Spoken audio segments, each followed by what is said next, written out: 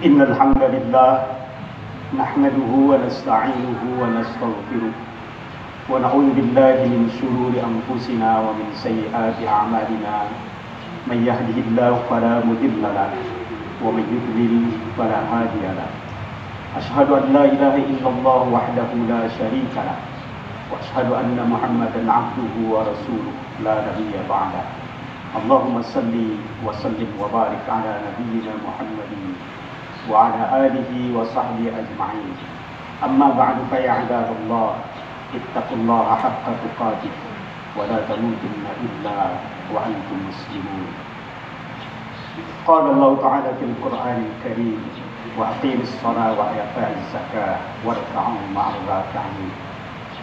Ma'asyiral muslimin rahimakumullah, dalam kesempatan ini mari kita berusaha bertekad dan berusaha sekuat tenaga untuk selalu meningkatkan keimanan dan ketakwaan kita kepada Allah Subhanahu wa taala dengan cara melaksanakan apa yang diperintahkannya dan secara bersamaan juga kita meninggalkan apa yang dilarang oleh Allah Subhanahu wa taala dan Rasulnya dan telah dipraktekkan, dicontohkan oleh Rasulullah Sallallahu Alaihi Wasallam, sehingga dari hari demi hari keimanan dan ketakwaan kita terus meningkat dan terus meningkat.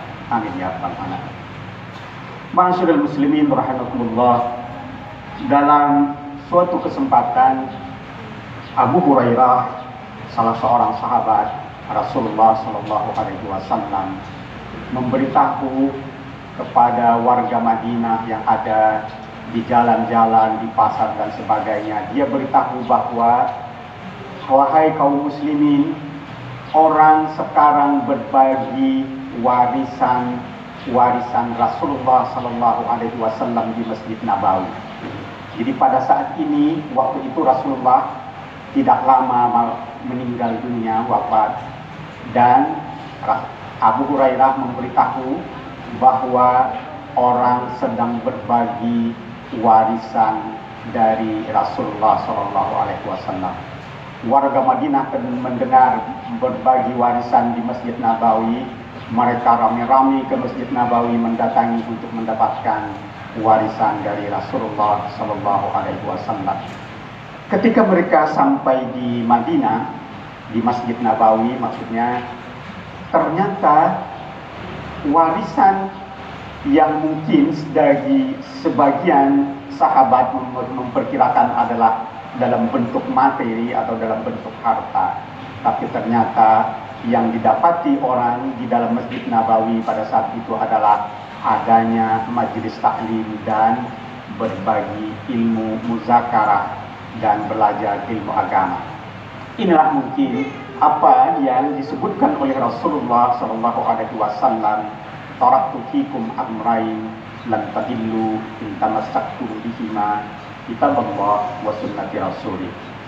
Kata Rasulullah Sallallahu Alaihi Wasallam, aku tinggalkan kepada kalian, kepada umatku sampai akhir zaman, dua perkara, dua pegangan atau dua warisan itu tadi.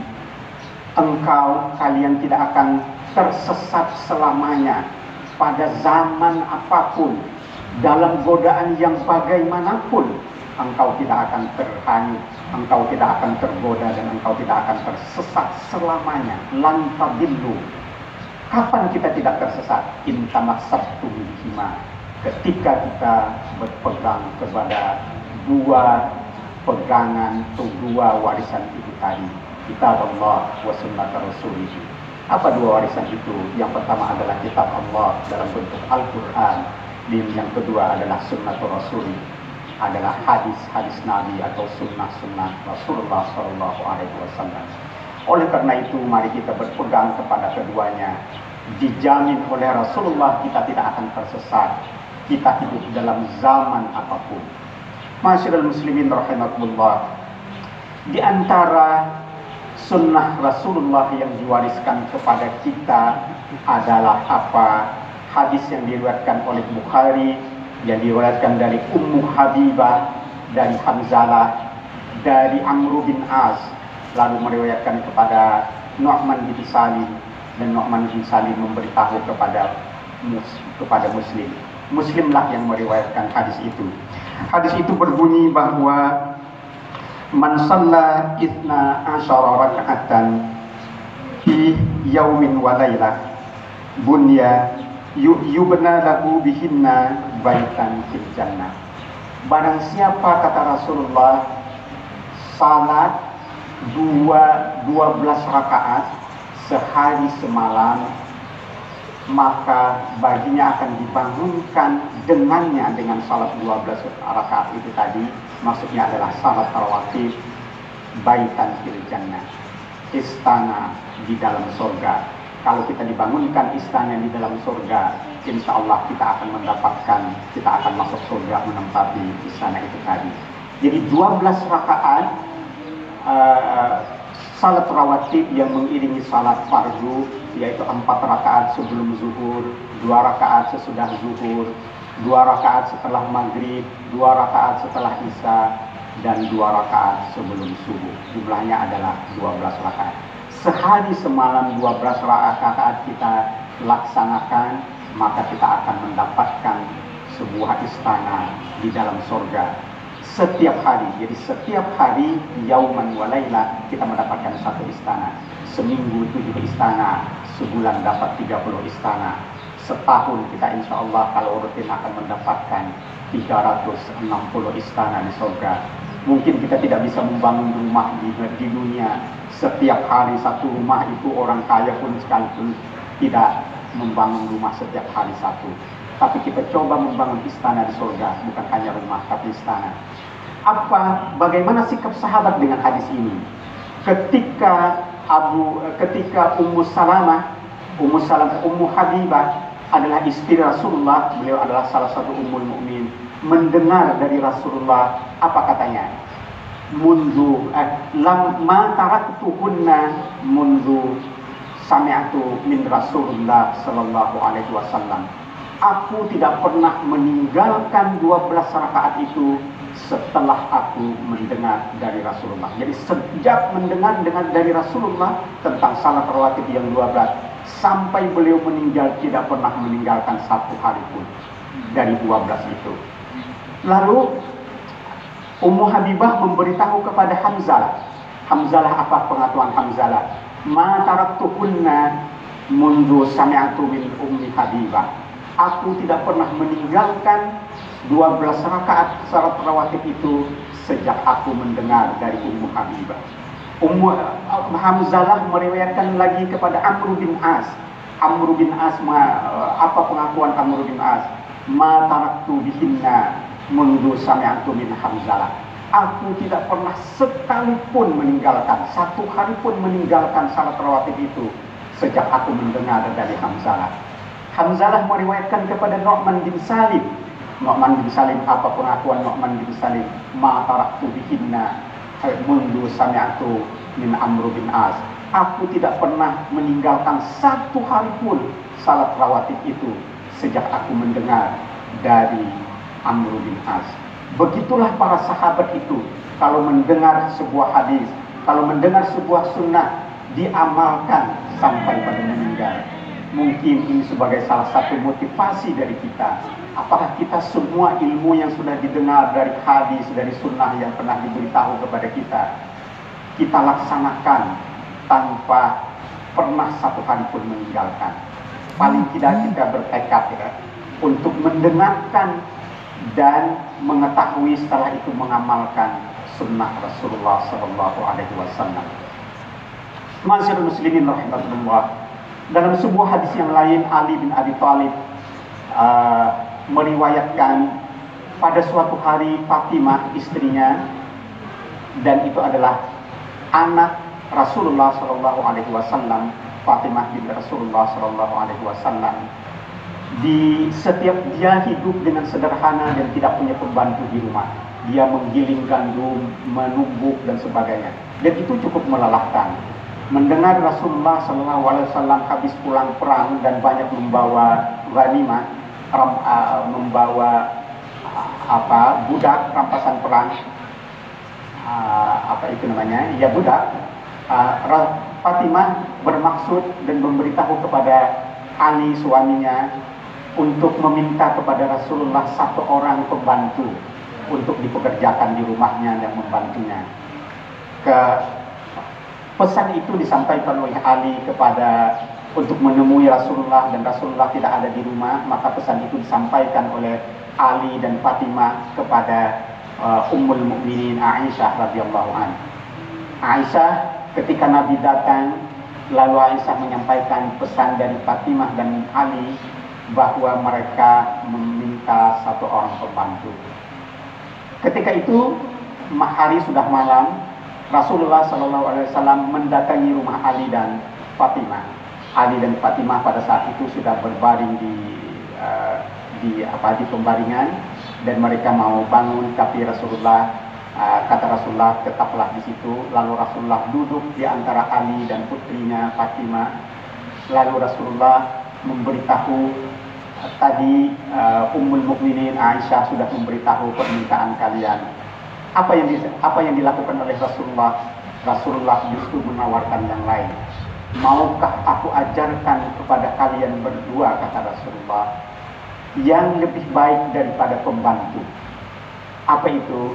Yaitu membaca Allahu Akbar, takbir, yaqul takbir arba'u wa salasin, wa tasbih salasu wa salasin, wa tahmid salasu wa salasin qabla an-naum, yaitu membaca takbir Allahu Akbar 34 kali, lalu membaca alhamdulillah, tahmid, tasbih subhanallah 33 kali, dan membaca tahmid alhamdulillah 33 kali sebelum tidur.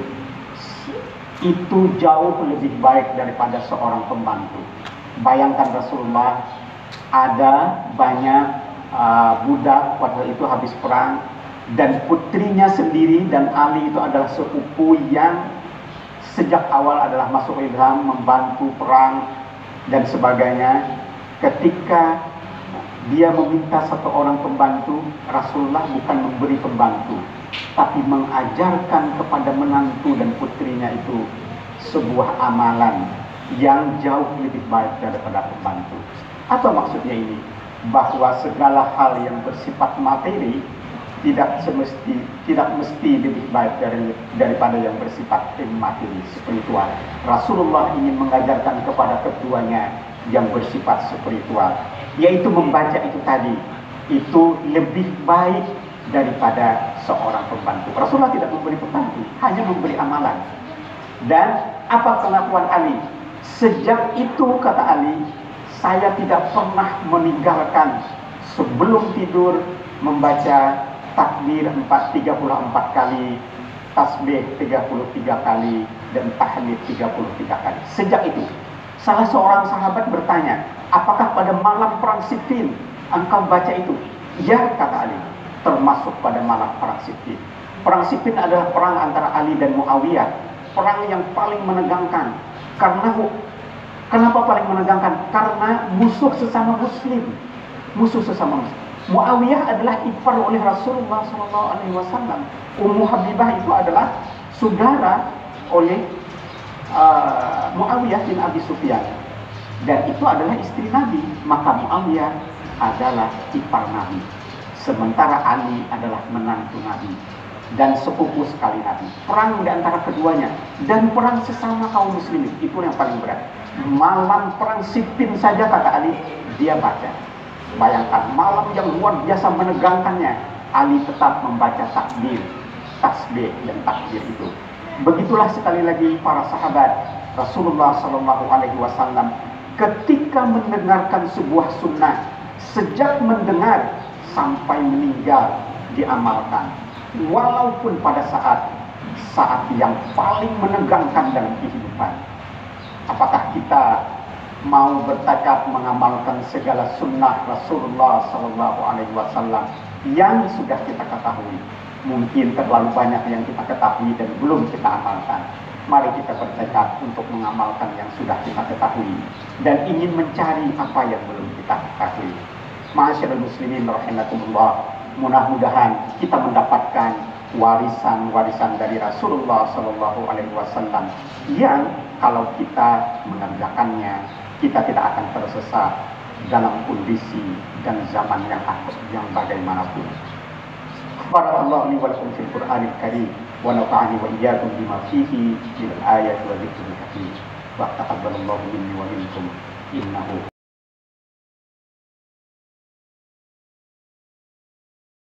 Alhamdulillahilladzi hamdan katsiran kama amara. Asyhadu an la ilaha illallah wahdahu la syarika lah, ibraman liman jahada bihi wa kafar. Wa asyhadu anna Muhammadan abduhu wa rasuluhu sayyidul khalaiq wal bashar. Allahumma salli wa sallim wa barik ala nabiyyina Muhammadin wa ala alihi wa sahbihi ajma'in. Inna Allaha wa malaikatahu yusalluna 'alan nabi. Ya ayyuhalladzina amanu sallu 'alaihi wa sallimu taslima. Allahumma salli wa sallim wa barik ala nabiyyina Muhammad wa ala ali Muhammad kama sallaita ala Ibrahim wa ala ali Ibrahim wa barik ala Muhammad wa ala ali Muhammad kama barakta ala Ibrahim wa ala ali Ibrahim innaka Hamidum Majid. Allahumma ighfir lil muslimina wal muslimat wal mu'minina wal mu'minat al ahya'i minhum wal amwat innaka sami'un qaribun mujibud da'wat ya qadiyal hajat. اللهم اصلح لنا ديننا الذي هو عصمة أمورنا وأصلح دنيانا الذي فيها معاشنا وأصلح آخرة التي إليها معادنا واجعل الحياة زيادة لنا في كل خير واجعل الموت راحة لنا من كل شر. اللهم سمعنا مناديا ينادي للإيمان أن آمنوا بربكم فآمنا ربنا اغفر لنا ذنوبنا وكفر عنا سيئاتنا وتوفنا مع الأبرار. ربنا ظلمنا أنفسنا وإن لم تغفر لنا وترحمنا لنكونن من الخاسرين. ربنا هب لنا من أزواجنا وذرياتنا قرة أعين واجعلنا للمتقين إماما. ربنا آتنا في الدنيا حسنة وفي الآخرة حسنة وقنا عذاب النار وادخلنا الجنة مع الأبرار يا عزيز يا غفار يا رب العالمين. عباد الله إن الله يأمركم بالعدل والإحسان وإيتاء ذي القربى وينهى عن الفحشاء والمنكر والبغي يعظكم لعلكم تذكرون. فاذكروا الله العظيم يذكركم واسألوه من فضله يعطيكم ولذكر الله أكبر والله يعلم ما تصنعون. أقم الصلاة.